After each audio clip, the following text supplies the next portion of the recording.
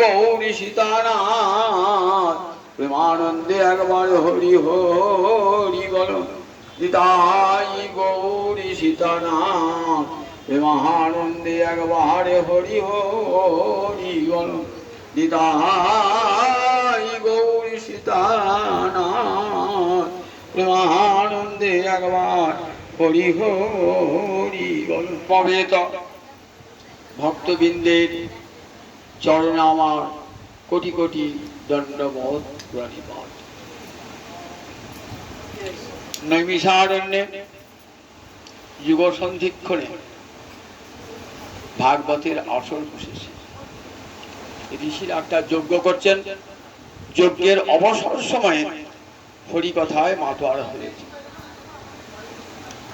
সৌনক ঋষি সেখানে শ্রোতাদের মুখপাত্র। যেমন মহারাজ পরীক্ষিতের সভায় মহারাজ পরীক্ষিত যেমন মুখপাত্র, ঠিক তেমনি এই সুতঘোষ নৈমিষারণ্যে যে সভা হয়েছিল, দ্বিতীয় সভা, ভাগবতীর দ্বিতীয় অধিবেশন, সেখানে সৌনক ঋষি, ইনি ভৃগুবংশীয় ঋষি, ইনি ইনি ওই মুখপাত্র ছিলেন। সুত গোস্বামী, যিনি সুখদেবের শিষ্য, 7 দিন ব্যাপী হরিকথা শ্রবণ করেছেন হরিদ্বার এবং ব্রহ্মকুণ্ডের তীরে। তিনি এসেছেন, তাকে উত্তম আসনে বসিয়েছেন। সৌনক ঋষি বলছেন সুত গোস্বামী পাদকে, তৎকথয় মহাভাগ যদি বিষ্ণু কথা স্বয়ং অথবা অশ্ব পদাম ভোজ মকরন্দ লিহাং সদা কিমন্যই অসদাল আপই আয়ুভিজত অসৎপ্রয়াম আয়ুষজত অসৎপ্রয়াম। বললেন, শোনো মুনিবর,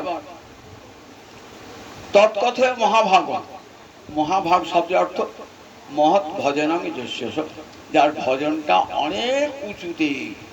সুত গোস্বামী পাদ তার ভজনটা কেমন দেখুন। সবাই তো হরিকথা শুনি আমরা, আর সুত গোস্বামী হরিকথা শুনছেন তো 7টি দিন নয়ন জলে ভাসছেন হরিকথা শুনতে শুনতে। যে শান্তিটি বসেছিলেন সেই স্থানটি কর্দমাক্ত হয়ে গেছে নয়ন জলে। তাই ভজনটা কত উঁচুতে একবার চিন্তা করেন দেখুন। তাই মহাভাগ বলে সম্বোধন করেছে। আপনার কথা যদি কৃষ্ণকে অবলম্বন করে হয় তবেই বলুন। আমরা কিন্তু কৃষ্ণ কথা ছাড়া আর অন্য কোনো কথা শুনবো না। তৎকথয় মহাভাগ যদি বিষ্ণু কথা, গোবিন্দ কথাকে অবলম্বন করে যদি আপনার কথা হয় তবেই বলুন। আমরা কিন্তু অন্য কথা শুনতে বসি না। তাহলে কৃষ্ণ কথা ছাড়া আর অন্য কোনো কথা শুনবে না। তখন সৌনক ঋষি বলছে, হ্যাঁ, আর একটা কথা শুনব।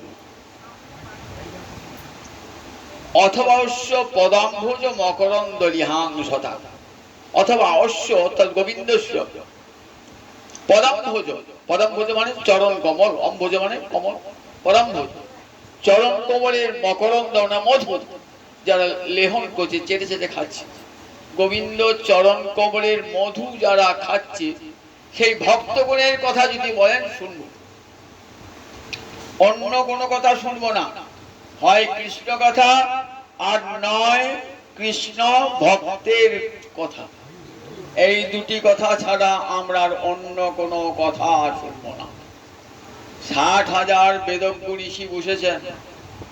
বেদজ্ঞ ঋষি আমাদের মতো সাধারণ মানুষ নয়। 4টে বেদ তাদের ঠোঁটের ডগায় যজ্ঞ করছেন, একবার যজ্ঞের সমস্ত বিধি মেনে।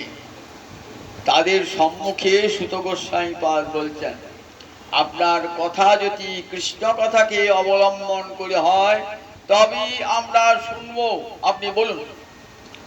আর যদি কৃষ্ণ ভক্তকে অবলম্বন করে হয় এই দুটো কথা শ্রোতব্য। সম্মুখে যে কলিকাল আসছে বলে দুটি কথা শ্রোতব্য। অথবা অশ্ব পদাম্ভোজ মকরন্দ লিহাং,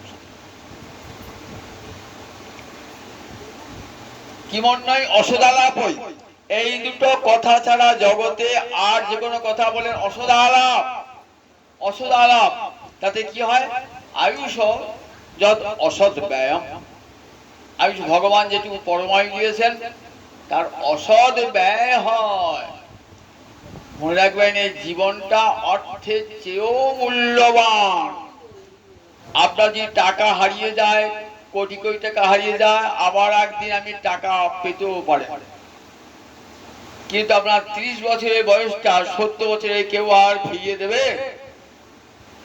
80 বছরের 70 বছরের বুড়ো হয়েছেন, তখন যদি বলে আমার 25 বছর 30 বছরের বয়সটা ফিরিয়ে দাও, কেউ দেবে? তাহলে বুঝুন জীবনটা কত মূল্যবান, এই পরমায়ুটা কত মূল্যবান। টাকা খরচ ছিল আবার আসবে, কিন্তু পরমায়ু আর আসবে না। তাই আয়ু অসৎ ব্যয় করবেন না। বললেন টাকা হাতে আছে, সৎ ব্যয় করুন। আপনি সেখানে ফুর্তি করে এখানে সেখানে ব্যয় থেকে বিলাসিতা করে টাকাটা উড়িয়ে দিলেন, এবার কি করবেন? এবার খাবি খান বসে বসে, টাকা তো নেয় ঘরে, এবার খাবি খাওয়া ছাড়া কি গতি নাই। তাহলে এমন সুন্দর পরমায়ু থাকলো, জীবনের শেষ প্রান্তে এসে বুঝছেন যাদের জন্য ঘর করলাম, সংসার করলাম, যে স্ত্রী পুত্র পরিবার নিয়ে থাকলাম, জীবনে পেলামটা কি? পাওয়ার ঘরটা শূন্য, জিরো হয়ে থাকলো। প্রত্যেকের জীবনে দেখবে এই ঘটনাটি। সারা জীবন দিলেন আপনি, পেলেন কি? পেলেন কিছুই না, পেলেন পাওয়ার ঘরটি শূন্য। কিন্তু গোবিন্দকে যদি এক গুণ দেন, গোবিন্দ কোটি গুণ ফিরিয়ে দেবেন, কোটি গুণ। এক গুণ যদি দেন, কোটি গুণ ফিরিয়ে দেবেন। এত করুণামন। পুতনা তাকে বিষ দিল, বলে দিয়েছিস তো, বিষ হোক আর যাই হোক, আমাকে তো দিয়েছিস। বিবাহে অমৃত দান করেছিলেন, অমৃত দান করেছিলেন। সুদামা সামান্য একটু চিড়ে, ভাঙা চিড়ে লোকের বাড়ি ভিক্ষা করে এনে দিল, গোবিন্দ কোটি গুণ করে ফিরিয়ে দিলেন। যখন ফিরে গেলেন তখন দেখছেন অনন্ত কোটি ঐশ্বর্যের মালিক হয়েছে। তাহলে দেখুন এক গুণ যদি ভালোবাসেন গোবিন্দকে, গোবিন্দ কোটি গুণ ফিরিয়ে দেবেন।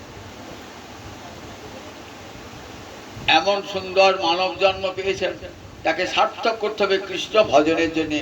পরমায়ুর অসৎ ব্যয় করলে হবে না। যদি বলেন এখন হরি ভজন করে কি হবে, চাকরি বাকরি থেকে অবসর প্রাপ্ত হই, নাতনি নাতনি বিয়েটা হোক, সংসার থেকে বলে কোনোদিন কিন্তু তোমার এই সংসারের ঢেউ কোনোদিন শেষ হবে না। সমুদ্রের তীরে দাঁড়িয়ে আছে, সমুদ্রে স্নান করবো বলছে, কি গো দাঁড়িয়ে আছো, স্নান করো, দাঁড়া ঢেউটো যাক, ঢেউটো যাক। এমনি করতে করতে সন্ধে হয়ে গেল, ঢেউ আর গেল না, চানও হলো না। এবার যদি বুদ্ধ বয়সে হরিভজন করবো, গুরুর কাছে দীক্ষা টিক্ষা দেবো, সে সময় আর পাবেন নাকি? সে সময় আর পাবেন না।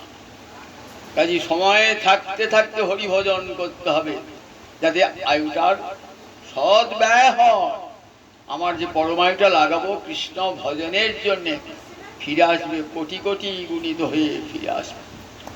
তাই বলেন দেখো, অর্থ যেমন সৎ ব্যয় করলে কি হয়, কোটি কোটি গুণ ফিরে আসবে। আপনি দান করলেন তো, দানের দ্বারা অর্থ শুদ্ধ হলো, যা দান করলেন তার 3 গুণ ফিরে চলে এলো। ঠিক তেমনি যা যে পরমায়ু গোবিন্দকে দান করলেন, সেই পরমায়ুর মূল্য আপনি পেয়ে যাবেন সব। তাহলে বলে আয়ুষ অসৎ ব্যয়, কি বললেন? অসৎ আলাপ বলে, আর অসৎ আলাপ করে সময়টা কাটিও না। সুন্দর মানব জীবন হয় কৃষ্ণ কথা শোনো, নয় কৃষ্ণ ভক্তের কথা শুনে জীবনটা কাটিয়ে দাও। কৃষ্ণ কথা আর কৃষ্ণ ভক্তের কথা, দুটির মধ্যে কার কথা বড়? কৃষ্ণ বড় না কৃষ্ণ ভক্ত বড়? ভগবান নিজ মুখে বলেছেন, আমার ভক্ত আমার চেয়ে বড়, আমার ভক্ত আমার চেয়ে বড়। তাহলে কোন কথাটা আগে বলবো? আগে ভক্তের কথা, পরে ভগবানের কথা। ভক্তের কথা শুনলে কি হয়? চিত্ত নির্মল হয়ে যায়, হরি ভক্তি রাখবার মতন জায়গা হয় হৃদয়ে। যতক্ষণ হৃদয়ের ময়লা দূর না হচ্ছে, ততক্ষণ পর্যন্ত হৃদয়ে হরি ভক্তি মহারানী প্রবেশ করেন না। যতক্ষণ অন্তরে ভোগের বাঞ্ছা থাকবে, মুক্তির বাঞ্ছা থাকবে, ততক্ষণ হৃদয়ে কৃষ্ণ ভক্তি যায় না। ভক্তের কথা শুনতে শুনতে শুনতে চিত্ত নির্মল হয়ে যায়, তখন হরি ভক্তি হৃদয়ে স্থান পায়, তার দূরে পায় না। মহাদেব দুর্গা জিজ্ঞাসা করছে মহাদেবকে, জগতের কার আরাধনা সবচেয়ে বড়? বললেন, দেবী দেখো, জগতে আরাধনা নাম সর্বেশাং বিষ্ণুর আরাধনং পরম। সমস্ত আরাধনার মধ্যে কৃষ্ণ আরাধনাই জগতের সর্বশ্রেষ্ঠ আরাধনা। আমি নিজেও কৃষ্ণ আরাধনা করি দেবী। তার চেয়ে বড় আরাধনা নাই? বলে হ্যাঁ, তার চেয়ে একটা বড় আরাধনা আছে। তস্মাৎ পরতরং দেবী তদীয়ানাং সমর্চনা। কৃষ্ণ আরাধনার চেয়ে বড় হলো কৃষ্ণ ভক্তের আরাধনা। খুব ভালো করে শোনা, কৃষ্ণের আরাধনার চেয়েও বড় হলো কৃষ্ণ ভক্তের আরাধনা। আপনি কৃষ্ণ ভক্তি যাজন করছেন কিন্তু ভক্তকে আদর করেন না। গোবিন্দ বললেন, আমি সেখানে যাই না। যেখানে আমার ভক্তের প্রতি অনাদর, সেখানে আমি যাই না। তাই শ্রীমদ্ ভাগবতে দেখুন, ভাগবতে প্রথম 9টি স্কন্ধ কেবল ভক্তের কথা, ভক্তের কথা। দশমে গিয়ে কৃষ্ণ কথা, দশমে গিয়ে কৃষ্ণ কথা। আবার একাদশ দ্বাদশে গিয়েও দেখি এখানে ভক্তের কথা। এই ভক্তের কথা শুনতে শুনতে মনে হয়, ছি ছি, এই দুর্লভ মানব জন্ম পেলাম, আর ভক্তরা কেমন করে ভজন করেছেন। রাজর্ষি ভরত এমন সুন্দর মানব জন্মকে সব ফেলে দিয়ে ছুটেছেন কোথায়? ছুটেছেন হিমালয়ে কন্ডকী নদীর তীরে পুলহাস্য। ধ্রুব কোথায় ছুটেছেন? যমুনার তীরে বসে তপস্যা করছেন। প্রহ্লাদ সব ছেড়ে দিয়ে ভগবানকে ভজন করছেন। আর আমরা ভগবানকে ছেড়ে দিয়ে বিষয়কে ভজনা করছি। মিথিলার কবি বিদ্যাপতি, তার প্রার্থনা পদ আছে, সেখানে বিদ্যাপতি গান করছেন, তা তল সৈকত বাড়ি বিন্দু সম সুতমিত রমণী সমাজে তো হে বিশরী মন তাহে সমর্পেনু অবমজু হব কোন কাজে। তা তল সৈকত মানে তপ্ত বালুকা ভূমি, বেলাভূমি, নদীর তীরে যে বালুকা রাশি থাকে না, ওখানে যদি এক ফোঁটা বৃষ্টি পড়ে সঙ্গে সঙ্গে শুষে নেয়, তাই না? আমাদের সংসারের সুখটা কেমন? সুতমিত রমণী সমাজে, নিজের পত্নীকে নিয়ে, পুত্রকে নিয়ে, আত্মীয় স্বজনকে নিয়ে যে সুখটা পায় কেমন? বললেন, ঠিক এক ফোঁটা বৃষ্টি যেমন সমুদ্রে শুষে নেয়, সমুদ্রের বেলাভূমিতে, ঠিক তেমনি কিছু দিনের জন্য, তারপর কোথায় যে সেই সুখ চলে যায় আর কেউ বলতে পারে না। সে হারানো সুখ আর আসে না। সুতমিত রমণী সমাজে তা তল সৈকত ভারী বিন্দু সম সুতমিত রমণী সমাজে তো হে বিশরী মন তা হে সমর্পণ। মাতৃগর্ভে যখন হেড মুন্ডে উল্টো পদে ছিলাম, তখন কি বলেছিলাম? গোবিন্দ জন্মেই তোমাকে ভজন করব। কিন্তু যেই মায়ার জগতে এসে গেলাম, তো হে বিশরী মন তা হে সমর্পণ, তোমাকে ভুলে গেলাম গোবিন্দ, সংসারে মনটা দিয়ে দিলাম, অবমজু হব কোন কাজ। এখন আমি কোন কাজে লাগিব? এখন আমি কোন কাজে লাগিব? এখন তো বৃদ্ধ হয়েছি, জীবনের শেষ দিন, আপনার কোন কাজে লাগবো? বিদ্যাপতি বলছেন। এত বড় পণ্ডিত কবি, অর্থবিত্তের কিছু অভাব ছিল না। রাজ অনুগ্রহ লাভ করেছিলেন, কবি খ্যাতি, যশ, বিদ্যা সব ছিল, অর্থ সব ছিল। জীবনের শেষ প্রান্তে কাঁদছেন, আধ জনম হাম নিদে গোয়াইন জরা শিশু কত দিন গেলা নিধুবনে রামণি রসরঙ্গে হে মাতরু তো হে ভজব কোন বেলা। আধ জনম হাম নিদে গোহাইন, 60 বছর কি 70 বছর বাঁচব, 12 ঘন্টা দিন, 12 ঘন্টা রাত্রিবেলায় ঘুমিয়ে থাকি, তাহলে 60 বছরের মধ্যে 30 বছর ঘুমিয়ে কাটালাম। বাকি যে 30 বছর থাকলো, তার মধ্যে শৈশবকাল থেকে যখন কৃষ্ণ ভজন কি বুঝি নাই, খেলাধুলায় মাতাল হয়েছি। আর শেষকালে বুড়ো বয়সটা জরা জীর্ণ, জরা শিশু কত গেলাম, তাহলে মাঝখানে থাকলো যৌবনটুকু থাকলো, সেটা কি করেছি? নিধু বনে রমণী রসরঙ্গে মাতুল, সংসার নিধুবন, সেখানে রমণী রসরঙ্গে কালাতিপাত করেছি। তো হে ভজব কোন বেলা, বলি সময় তো হলো না, হরি তোমায় ভজিবার সময় তো হলো না, আমার মানব জনম বিফলে গেল, তোমায় ভজবার সময় তো হলো না। গোবিন্দ ভজনের সময় আর হলো না, সব সময় হলো, কৃষ্ণ ভজনের সময় হলো না।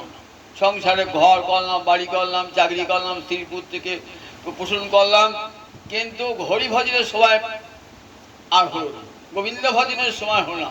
যেটা আমার জীবনের প্রথম কর্তব্য, মৌলিক কর্তব্য, সেটাই ভুলে আছে। তাই সমস্ত বিদ্বান জনেরা, ভক্ত জনের বসে দেখো, সুদুর্লভ মানব জন্ম নষ্ট করো না। দেখো ভক্তের কথা শোনো, ভক্তের কথা শুনে চিত্ত নির্মল হয়ে যাবে। কত ভক্তের কথা ভাগবত বলেছে। উদ্দেশ্য, মহারাজ পরীক্ষিত কৃষ্ণ মন্দিরে যাবেন, তো তা কৃষ্ণ মন্দিরে যেতে গেলে ভক্তের চরণ ধুলি মাথায় মারতে হয়, নইলে মন্দির, কৃষ্ণ মন্দিরে প্রবেশের অধিকার হবে না। কৃষ্ণ মন্দিরে প্রবেশের অধিকার হবে না। দারোয়ান দাঁড়িয়ে আছে, দেখি মাথায় ধুলো আছে, বৈষ্ণবের পদ ধুলি তাহে মোর স্নান কেলি, তর্পণ মোর বৈষ্ণবের নাম, বিচার করিয়া মনে ভক্তি রস আস্বাদন, মধ্যস্থ শ্রী ভাগবত পুরাণ। ভাগবত খানা পড়ে দেখে না, ভক্তের পদধূলি যদি মাথায় না থাকে, তাহলে কৃষ্ণ মন্দিরে কোনো দিন প্রবেশ অধিকার পাবেন না।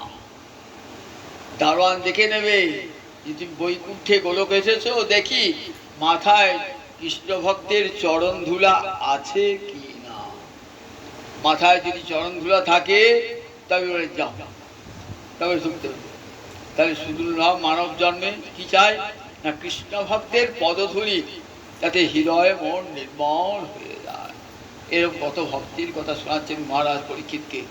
যত শুনছেন না, শুনতেছেন তো কৃষ্ণ কথা, বলছে বলো গোবিন্দ আমার কুলের ঠাকুর, আমার বংশের ঠাকুর। আমি যখন মায়ের পেটে, তখন আমার গোবিন্দ আমার মায়ের পেটে ঢুকে আমাকে রক্ষা করেছিলেন অশ্বত্থামার ব্রহ্মাস্ত্র থেকে। আমি জন্মে থেকে ভগবানকে ভুলে গিয়েছিলাম। আমি সংসার নিয়ে মাতোয়ারা ছিলাম, রাজ্য নিয়ে মাতোয়ারা ছিলাম। আজ অভিশাপ পেয়েছি, তাই এসেছি, অভিশাপ পেয়েছি তাই এসেছি হরিদ্বারে ব্রহ্মকুণ্ডের তীরে। শোনা আমাকে কৃষ্ণ কথা। আমার বংশের সমস্ত পূর্বপুরুষরা ওই গোবিন্দ চরণকে স্মরণ করে সংসার সমুদ্র অনায়াসে পার হয়েছেন। আমিও চাই ওই গোবিন্দ চরণকে ভেলা করে সংসার সাগর পার। তাই বলো কৃষ্ণ কথা।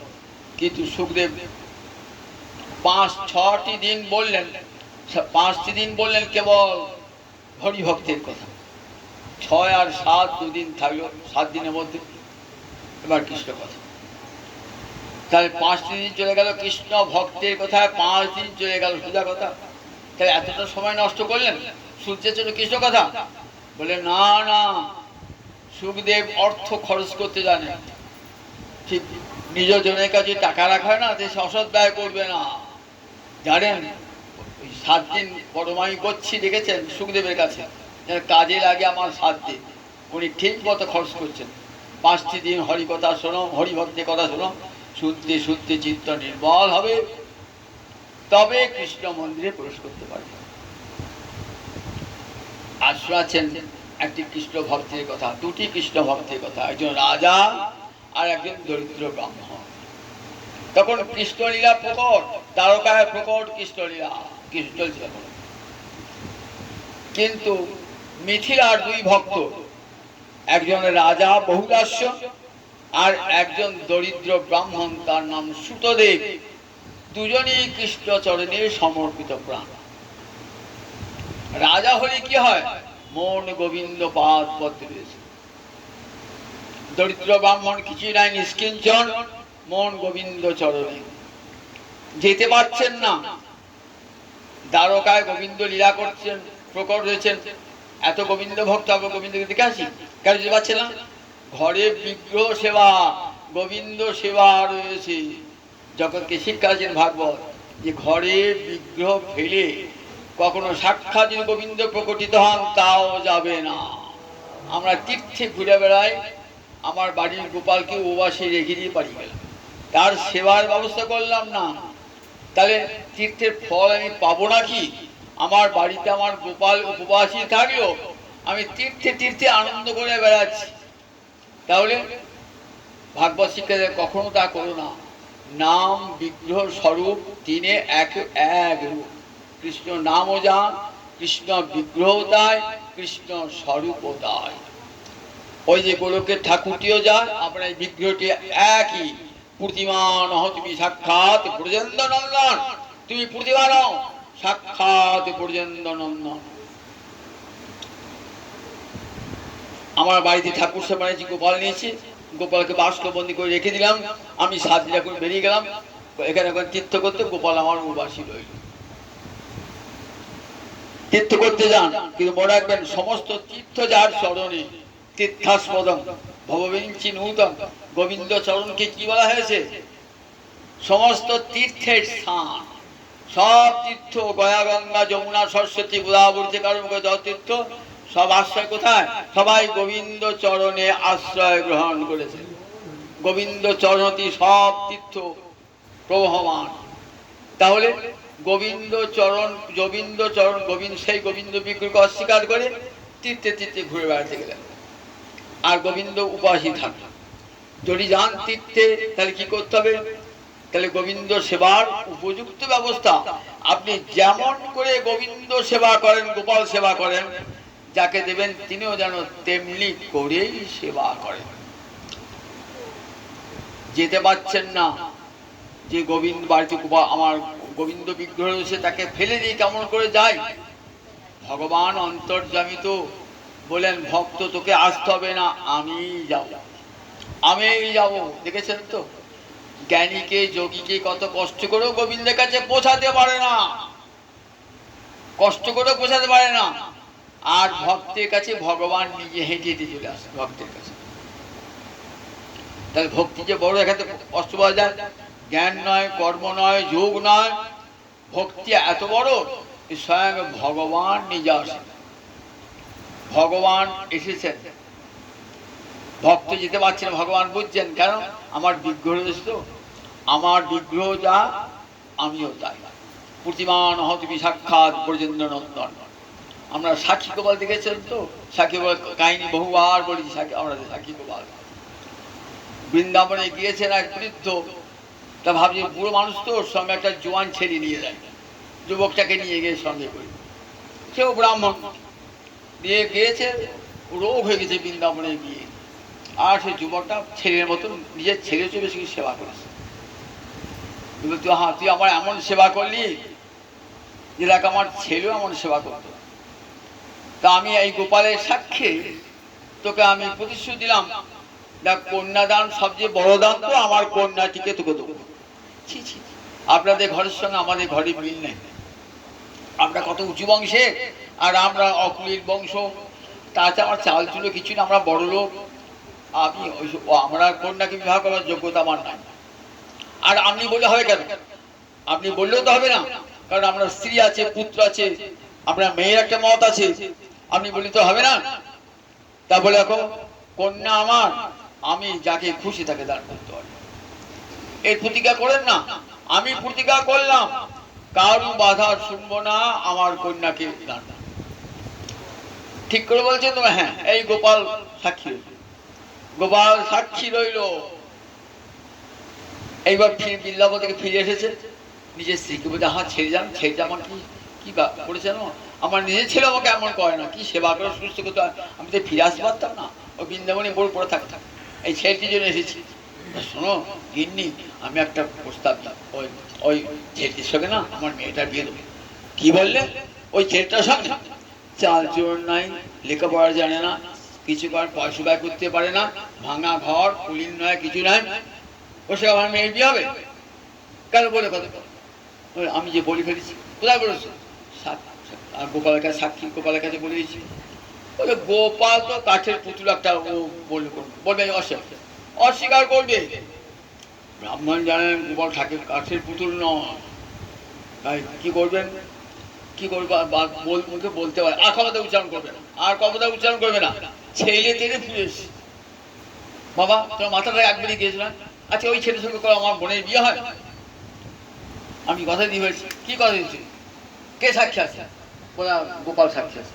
ও গোপাল, গোপাল কথা বলে না, গোপাল কথা বলবে। এমনি করে ব্রাহ্মণ আর কথায় উচ্চবাচ্যই করে না, কথার তোলেই না। সেই যুবকটি এসেছেন, যুবক এসে বলেছেন আপনার মেয়েকে বিয়ে করতে আমি ইচ্ছুক নয়, আপনি বিয়ে দিতে পারেন, কিন্তু আপনি কিন্তু প্রতিজ্ঞা ভ্রষ্ট হবেন। গোপালের কাছে প্রতিজ্ঞা করেছেন, তাতে আপনার অপরাধ হবে, তো সেই জন্য কথাটা জানাতে এলাম। আপনি কোনটা দেন কি না দেন আমার আপত্তি নাই। তখন ব্রাহ্মণের পত্নী আর ব্রাহ্মণের ছেলে তেজেস, তো সাহস কম না তো, আমার মেয়েকে বিয়ে করবে এত স্পট বলে, আমি বিয়ে করতে চাই না। উনি বলেছিলেন, উনি বলেছেন, কোথায় বলেছেন? তুই ধুতো খাই দিয়েছিলি, মাথাটা খারাপ করে দিয়েছিলি? বলে আমি কিছুই খাওয়াই না। জিজ্ঞাসা করো আমার স্বামীকে, কিছুই করেনি। কে সাক্ষী আছে? গোপাল সাক্ষী আছে। গোপাল সাক্ষী দাঁড়াতে পারবি? তাহলে বেশ, যদি দেওয়াতে পারি বিয়ে দেবেন। তো বলে চলে গেলেন গোপালের কাছে, বৃন্দাবন চলে গেলেন। বলছেন, হে গোপাল, তোমার কাছে ব্রাহ্মণ এসে প্রতিজ্ঞা করেছিল যে আমার কন্যাকে আমাকে দান করবে। আমি কিন্তু কন্যাকে বিবাহ করতে ইচ্ছুক নয়, কিন্তু গোপাল, কিন্তু ব্রাহ্মণ প্রতিজ্ঞাভ্রষ্ট হবেন তো, সেই জন্য আপনাকে জানাতে এসেছি। আপনি যদি সাক্ষী দেন তাহলে ব্রাহ্মণ প্রতিজ্ঞা থেকে মুক্ত হন। গোপাল বলছে, আমি যাই কি করে, হাঁটবো কি করে? তখন সেই যুবকটি বলছে, যে গোপাল কথা বলতে পারে সে গোপাল হাঁটতে নিশ্চয়ই পারে। ওই তুই তোমাকে আচ্ছা ঠকারি, বেশ চল, আমি তোর সঙ্গেই যাবো। গোপাল আসছে, বৃন্দাবনে সাক্ষী গোপাল নাই, চলে এসেছেন। গোপাল সেখানে আসছেন, গোপাল আসছেন, গোপাল আসছেন। কি শর্ত? আমি যাব পিছনে পিছনে, আমার নুপুরের শব্দ হবে, শুনে জানবি যে আমি যাচ্ছি, কিন্তু পিছন ফিরে তাকাবি না, আর যেখানে থামবি তুমি সেখানে 1 সের চালের অন্ন আমার ভোগ, পিছন ফিরে তাকাবি না। এমনি করতে করতে গায়ের মোড়ে এসে উপস্থিত। ভাবছি দেখি ভালো করে ঠাকুর এসেছি কিনা, মিছে কথা বলছি কিনা, দেখি না ভর্তি করে। পিছন ফিরে তাকিয়েছেন, দেখছেন গোপাল দাঁড়িয়ে। বলে, আর আমি যাবো না, তোকে তো কথা দিয়েছি। তাই নিয়ে আসে ব্রাহ্মণকে, নিয়ে গ্রামের লোককে নিয়ে ওকে সাক্ষী দেবো। সব গ্রামের ব্রাহ্মণরা এলেন, গ্রামের ব্রাহ্মণরা, গ্রামের যত গ্রামবাসীরা সব এলেন, সেই ব্রাহ্মণ এলেন, তারপর দিয়ে এলেন, পুত্র এলেন। গোপাল, তোমার কাছে প্রতিজ্ঞা করেছিল এই ব্রাহ্মণ? বলে, হ্যাঁ, আমার কাছে প্রতিজ্ঞা করেছিল কন্যা দাঁড়িয়ে। বাবা, গোপাল কথা বলছে, গোপাল কথা বলছে, তাহলে তো আর কিছু করা যাবে না।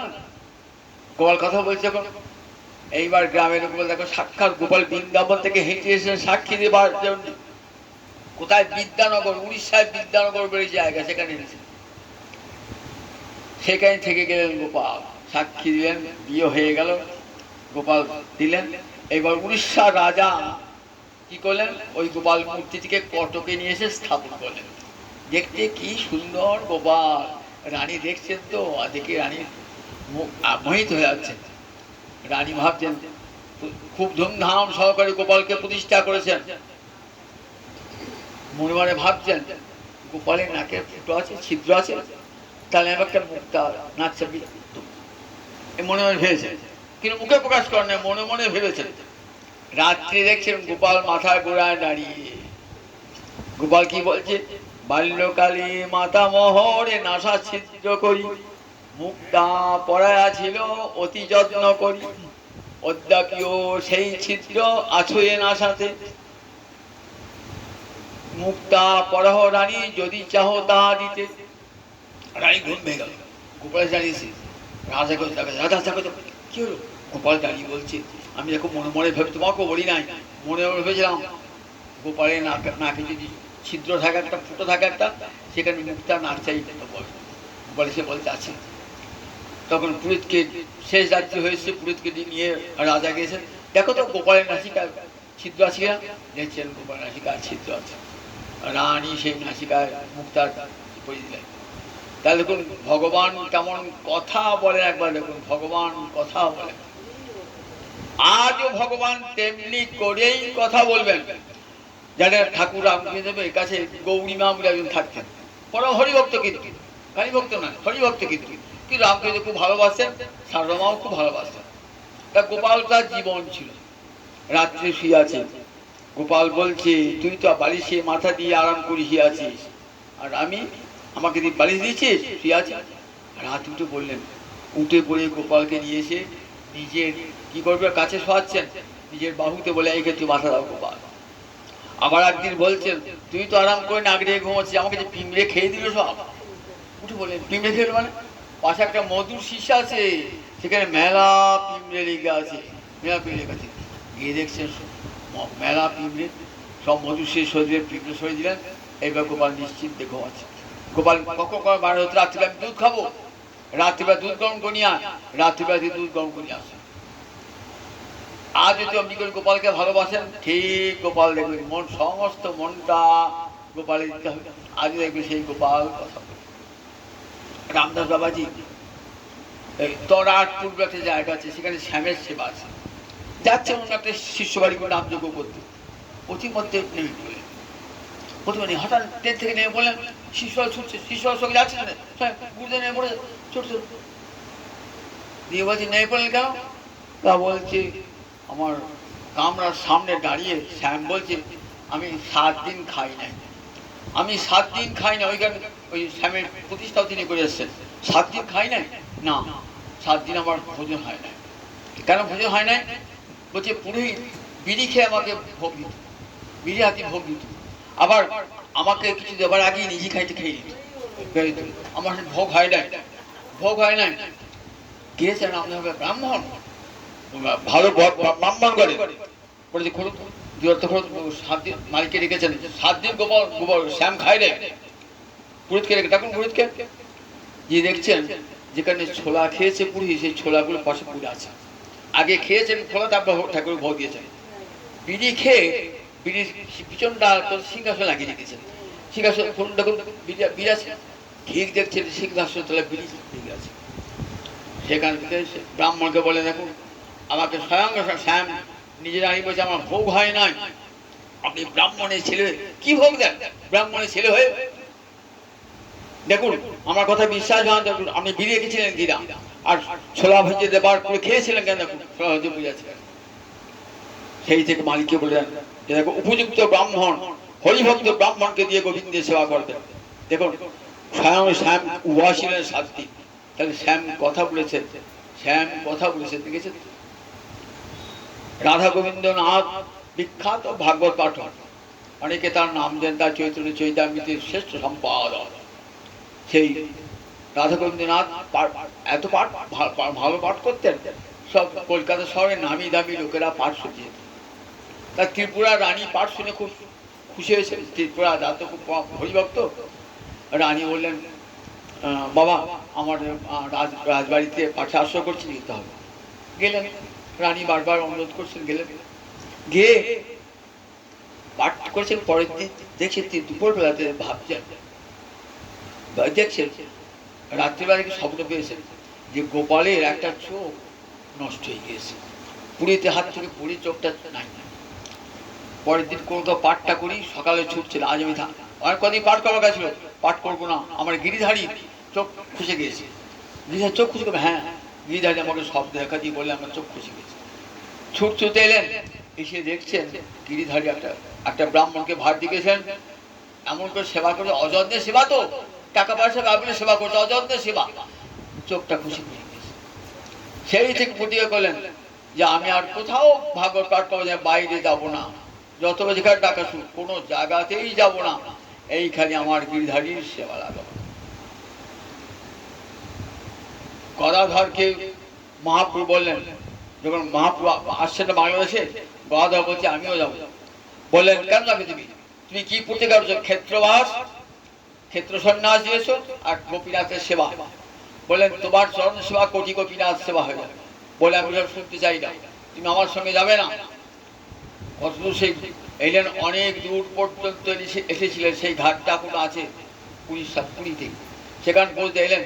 বললেন এই দেখো, তুমি কার সুখ চাও? আমার সুখ চাও না নিজের সুখ চাও? কোনটা চাও? তা বললেন প্রভু তোমার সুখ। বলে আমার সুখ যদি চাও তাহলে গোপীনাথ সেবা ছেড়ে কোথাও যাবে না। গদাধর সেই গোপীনাথের সেবা নিয়ে পড়ে থাকলেন ওই পুরী ধামে। আজ দেখুন টোটা গোপীনাথ আছে, আর কোথাও যান না, বৃন্দাবন থেকে আর কোনো তীর্থেই যান নাই, প্রাণ ভরে গোপীনাথের সেবা করেছে। তাহলে কোন বিগ্রহ আজও কথা বলে, বিগ্রহ, সেই বিগ্রহ সেবা ছেড়ে কোথাও যে দেখাচ্ছে। তাই যান নাই এই দুই ভক্ত, যান না বিগ্রহ সেবা ছেড়ে। ভগবান নিজে দেখা দিতে যখন এসেছেন না, দুজনই এসেছেন, আর গ্রামের শহরের সব লোক এসেছেন। মিথিলা, এদের বাড়ি মিথিলা, তখন বিদেহ রাজার রাজধানী মিথিলা, সবাই এসেছেন। যে গোবিন্দ এসেছেন, সঙ্গে সব কত ভক্ত এসেছেন, সবাই এসেছেন দেখতে, সবাই প্রণাম জানাচ্ছে। বলছে আজ আমাদের কি ভাগ্য, অহভাগ্য, আমাদের দ্বারকায় না গিয়ে গোবিন্দ দর্শন হয়ে গেল। রাজা বহুলাসের ছুটছিতে এসেছেন, সুতদেবও ছুটছিতে এসেছেন। দেখো আমাদের ডাকা সফল হয়েছে।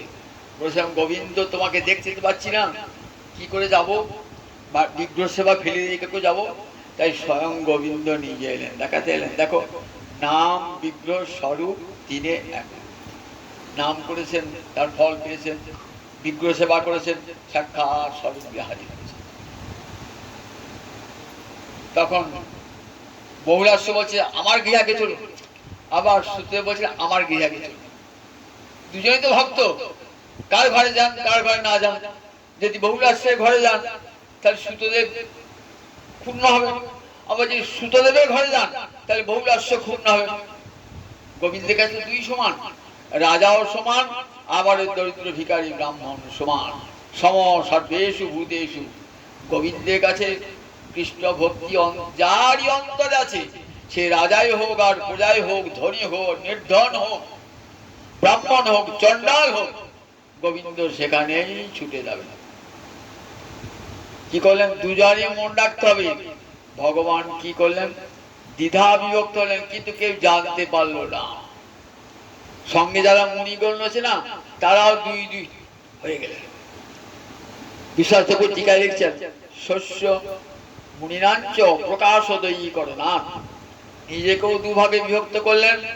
আবার যে সমস্ত অত্রি, দেবর, নারদ, সুখদেব বলছে আমিও গেছিলাম, ব্যাস সবকে সঙ্গে, বামদেব তার সঙ্গে গিয়েছেন, তো তাদেরও সব দুটো করে মূর্তি হয়ে গেল।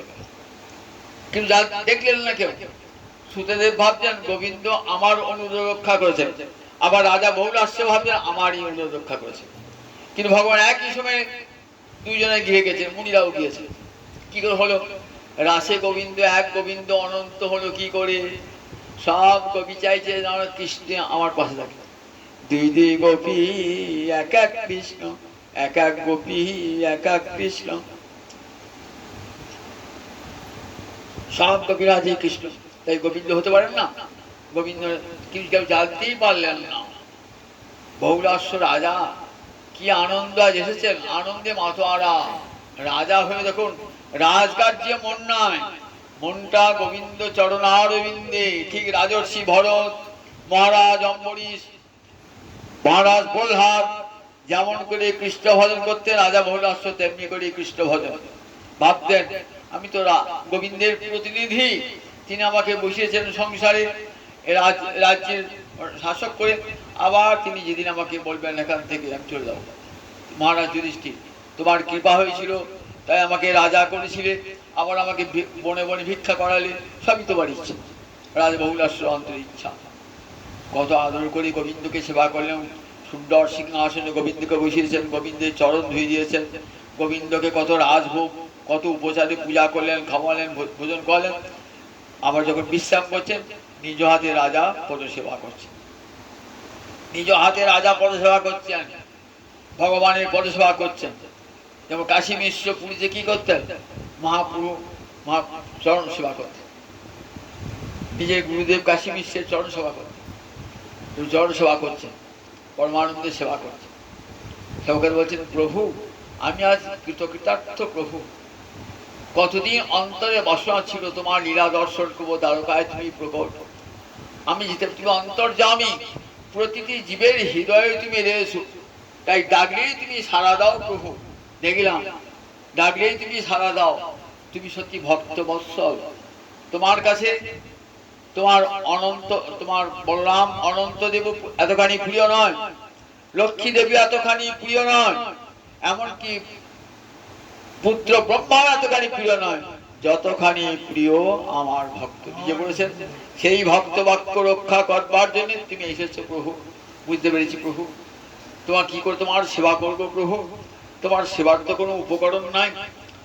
এত দিয়েও বলছেন, দেখুন সেবা যখন ভগবানকে সেবা লাগাবেন না, কি ভাববেন যে আমি অধমে অভাজন, আমি তোমার সেবার কিবা জানি, আমি অধমে অভাজন, তোমার সেবার কিবা জানি প্রভু। মনে অহংকার নয়, কিছুই দিতে পারে না প্রভু। দেখো প্রভু, তোমার মা তোমাকে ছানা খাওয়ায়, ক্ষীর খাওয়ায়, ননি খাওয়ায়, সর খাওয়ায়, আমি কি খাওয়ালাম প্রভু? অন্তরে ভাব কি থাকেন, তাই দেখবেন গোবিন্দ সেখানে খাবেন, গোবিন্দ সেখানে খাবেন। পত্রং পুষ্পং ফলমিত জমে ভক্তা প্রযচ্ছতি তদহং ভক্তুপীতম অস্নামি পূজতাত্মন। পত্র পুষ্প ফল জল যে আমাকে ভক্তি ভরে দেয়, সেই শুদ্ধ চিত্ত ভক্তের দেওয়া উপহার আমি পরমাদরে ভোজন করি। ভগবান ভোজন করেন নিজে, নিজে বলছেন জমে ভক্তা। ব্রাহ্মণ হতে হবে এমন কোন কথা নাই, যদি ব্রাহ্মণ না হন, অব্রাহ্মণ হন বলে তাতেও ক্ষতি নাই, ক্ষতি নাই। দীক্ষা গ্রহণের পর গুরুদেব শিষ্যকে কি বলে দেন, বৈষ্ণবদের দীক্ষা বলেন ভগবানের অর্চনা করবে, অর্চা বিগ্রহের সেবা করবে, এটা গুরুদেবের নির্দেশ থাকে। জপ করে ভগবানের সঙ্গে কি হয়, পরোক্ষ সম্পর্ক হয়, আর যখন অর্চনা করেন তখন প্রত্যক্ষ সম্পর্ক হয় ভগবানের সঙ্গে, প্রত্যক্ষ সম্পর্ক হয় ভগবানের সঙ্গে। এতে অতি দ্রুত ভগবানের কাছে যাওয়া যায়। তাই গুরুদেব কালে মন্ত্র দেন না, তখনই বলেন দেখো আমি সাদি আহার ত্যাগ করবে, কণ্ঠে মালা নেবে, তিলক নেবে, এবং গোবিন্দে আজ থেকে তুমি গোবিন্দের সেবা করবে, আজ থেকে তুমি গোবিন্দের সেবক হয়ে গেলে। সেই জন্য যে সে হাড়ি হোক, উঁচি হোক, চণ্ডাল হোক, ব্রাহ্মণ হোক, জবে ভক্তা করেছ, সে যদি পরমাদের আমাকে দেয়, সবগুলিতে চণ্ডালি দিই, চণ্ডালি চার বর্ণের বাইরে। রামচন্দ্র বসে এই চণ্ডালি খাবো না বলেছিলেন রামচন্দ্র, রামচন্দ্র চণ্ডালি খাও খেয়েছে, ভোগ চণ্ডাল হাতে রামচন্দ্র খেয়েছে, বিদুর দাসী পুত্র তার হাতে গোবিন্দ খেয়েছে, কাটলেন। তাহলে জমে ভক্তা অপযচ্ছ, কিন্তু শুদ্ধ চিত্ত হতে হবে, অন্তরটা শুদ্ধ চিত্ত হবে। ব্রাহ্মণের ছেলে হলে চিত্ত শুদ্ধ হয় না, গলায় পইতে থাইলে কেউ শুদ্ধ হয় না। যতক্ষণ অন্তরে হরিভক্তি প্রবেশ না করছে ততক্ষণ চিত্তের মালিন্য যায় না। তাই বলে প্রজতাত্মন, অন্তরটা প্রজত হতে হবে, অর্থাৎ শুদ্ধ চিত্ত হতে হবে। একমাত্র হরিভক্তি হৃদয়ে ঢুকলে নারী পুরুষ ব্রাহ্মণ চণ্ডাল সবাই কৃষ্ণের ভোগ লাগাতে পারে, এবং গোবিন্দ তার দেওয়া উপহার পরমাদরে গ্রহণ করে। পরমাদরে গীতা বাক্য, বিশ্ব পিতার বাক্য, এর ভোতার কারোর বাক্য হয় না। বলা আছে যো ব্রাহ্মণ, বলা আছে কোথাও নাই, যো পুরুষ বলা আছে, বলা নাই। পুরুষ নারী সবাই যে কেউ গোবিন্দকে ভোগ লাগাতে পারে। মা যশোদার পুরুষ ছিলেন, গোবিন্দ খাওয়াতেন না, তাহলে গোবিন্দকে খাওয়াতে সবাই। মা শচী দেবী পুরুষ ছিল নাকি, গোপালকে নিমাইকে খাওয়াতেন না? তাহলে তো বেশি অধিকার থাকে, মায়েদের বেশি অধিকার থাকে খাওয়া। তাই দেখুন ভগবানকে ভোজন করাচ্ছে পরমাদরে, অতি বিনীত ভাবে, অন্তরে সমস্ত অভিমান ভুলে। এদিকে সুতদেব তিনিও গোবিন্দকে পেয়েছেন, তো বসাবার জায়গা নাই, সামান্য একটা কুড়ে ঘরে থাকেন, কিন্তু কি আনন্দ, আমার ঘরে গোবিন্দ এসেছে, রাজার ঘর ফেলে দিয়ে আমার ঘরে এসেছে, খুব আনন্দ, নাচতেন আনন্দ আরে ধরে না রে, নিজ ঘরে গোবিন্দ পেয়ে আনন্দ আরে ধরে না নিজ ঘরে গো বিন্দকে আনন্দ আর ধরে না রে। নৃত্য করছে, একটা কুশের আসন নিয়ে এসে ভগবানকে বসতেছে, সব মুনিগণ বসেছেন, ওই কুশের আসনে বসেছে। কুশে আসনে বসিয়ে চরণ ধুয়ে দিয়েছেন সব মুনিগণের। গোবিন্দের কি খেয়ে দিয়েছেন? দুটি ভিক্ষা করে ফলমূল যা পেয়েছেন তাই। রাজা তো রাজোপচারে খাইছে, আর বিদু যেমন খুদ খাইছিল ঠিক তেমনি করে সুতদেব তো দরিদ্র, সে ভিক্ষা করে ফলমূল যা পেয়েছে, আম কলা গোবিন্দকে দিয়েছেন। গোবিন্দ পরমাদরে খাচ্ছে আর বলছেন, অহভাগ্যম অহভাগ্যম, আমার আজ কি ভাগ্য প্রভু, আমি আর দরিদ্র, আমার পুরো ঘর পর্যন্ত একটা নাই প্রভু, আর সেই ঘর তুমি রাজনন্দন রাজার ছেলে, আজ আমার ঘর আলো করে এসেছে প্রভু। তুমি অন্তর্যামী, আমার অন্তরে ডাক শুনতে পাও, দু নয়নে জলধারা। গোবিন্দের চরণ সেবা করছেন আর বলছেন, প্রভু দেখছেন যেমন করে আমার স্তুতি করছে, আমার সঙ্গে যারা ভক্ত রয়েছে সুদেব কালীকে নাম স্তুতি করছেন। প্রভু আমি তো কৃষ্ণ সেবা জানি না, কৃপা করে বলো, আমার কোনো ভুল ত্রুটি থাকলে তুমি বলো কি করে সেবা। তখন বলছে, দেখো আমাকে যেমন করে সেবা করছো, আমার ভক্তগণকে তেমনি করেই সেবা করবে। যেমন করে আমাকে সেবা করছো তেমনি করে আমার ভক্তকে সেবা করবে। জানো, দেবতা বলো তীর্থ বলো, এদিকে বহু উপাসনা করলে দীর্ঘদিন বাদে এরা হয়তো কৃপা করতে পারে, আর ভক্তকে দর্শন করার সঙ্গে সঙ্গে তার কৃপা হয়ে যায়।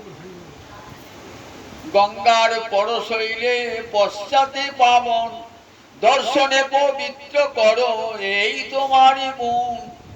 নট্ট ঠাকুর বলছেন, গঙ্গাকে যেতে হবে, গঙ্গায় ছুতে হবে, তবে আপনি পবিত্র। সব দেশে গঙ্গাও নাই, সব দেশে মা গঙ্গা কৃপা করেন না, সব দেশে।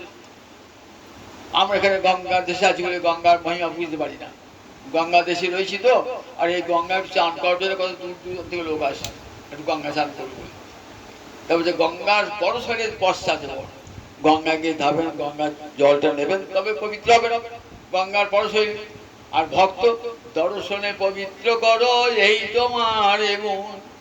আর ভক্তকে যেই দর্শন করলেন না, দর্শন করার সঙ্গে সঙ্গে আপনার সব চিত্ত নির্মল হয়ে গেল, পবিত্র হয়ে গেল। তবে যে মৎস্যধ্বয়া অর্চয়, ঠিক আমাকে যেমন করে মৎস্যধ্বয়া সন্ধি করে মৎস্যধ্বয়া, আমাকে যেমন করে শ্রদ্ধা বাড়ে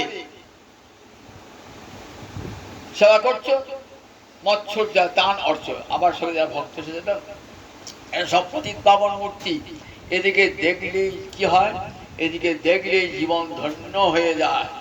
যে দেশ দিয়ে যান, যে গৃহে আসেন সেই গৃহ পবিত্র হয়ে যায়, যে দেশ দিয়ে যান সেই দেশে নগর গ্রাম সব পবিত্র হয়ে যায়, যে দেশে ভক্তের চরণ ধুলা পড়ে।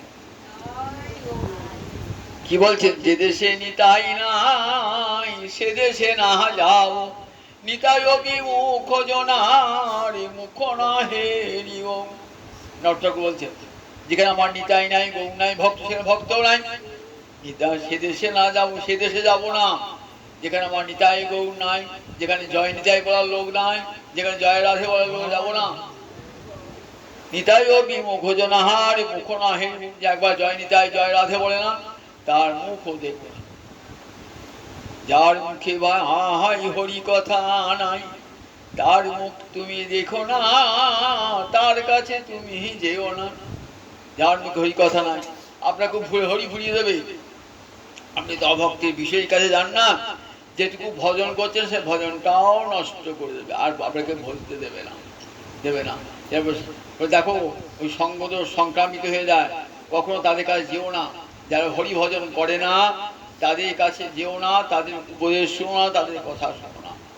তাদেরকে সম্মান জানাবে, সব জানাবে, কিন্তু তাদের সঙ্গ থেকে দূরে থাকবে।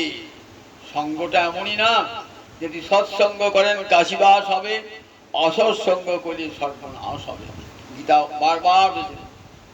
তারপরে এখন ভবতী ভবার্ণব তরুণের নৌকা, ক্ষণমিহ সজ্জত সঙ্গতি রেখা বললেন, ক্ষণকাল যদি সাধু সঙ্গ হয়, কৃষ্ণ ভক্তের সঙ্গ হয়ে যায়, ক্ষণকাল কোন গৌর ভক্তের সঙ্গ হয়ে যায়, জানবেন আমার জীবনের পরিবর্তন হয়ে গেল। আমার জীবনে ওই ভক্তের দর্শনে, তার চরণে প্রণামে, তার উপদেশ শ্রবণে আমার জীবনে একটা বৈপ্লবিক পরিবর্তন ঘটে গেল। আমাকে আমার জীবনে মোটটা সে ঘুরিয়ে দিল। বলেন তাই দেখো, সবচেয়ে ভক্ত সঙ্গে থাকবে, ভক্তের কথা শুনবে, তাই বৎসর দরকার মদ ভক্ত পূজা করি। বলে দেখো, সবাই তো আমাকে ভক্তি করে শ্রোতাদের, আমি কাকে ভক্তি করি জানো? ভগবান ভক্ত ভক্তিমান। এ কথা কোথায় শুনতে হবে জগতে? তাই ভাগবতে এত আদর, ঘরে ঘরে ভাগবত, মন্দিরে মন্দিরে ভাগবত, মঠে মন্দিরে। কেন? এই কথার কোনো শাস্ত্রে শুনতে হবে না। ভগবান ভক্ত ভক্তিমান, সবাই ভগবানের ভক্তি করে তো। ভগবান কাকে ভক্তি করেন? বলছে আমি আমার ভক্তকে ভক্তি করি, ভক্তকে ভক্তি করি, আমার ভক্তকে আমি পূজা করি, ভক্তকে পূজা করি। দেখুন তাহলে গোবিন্দের মধ্যে এমন এমন ভগবান পাবেন জগতে, তিনি নিজের ভক্তকে পর্যন্ত পূজা করেন, নিজ ভক্ত বলে। তাই মৎসর শিক্ষার্থী দেবেন জগতে। দেখো ঘরে বিগ্রহ ফেলে দিয়ে কখনো তীর্থে তীর্থে ঘুরে বেরিও না। সব তীর্থ যার চরণ যুগে সেই গোবিন্দে গোপালের সেবা করো, প্রাণ ভরে আস্বাদন করো, তাতে সর্বতীর্থের ফল তুমি লাভ করবে। আবার ভক্তকে আদর করো, তবে ভগবানকে পাবে।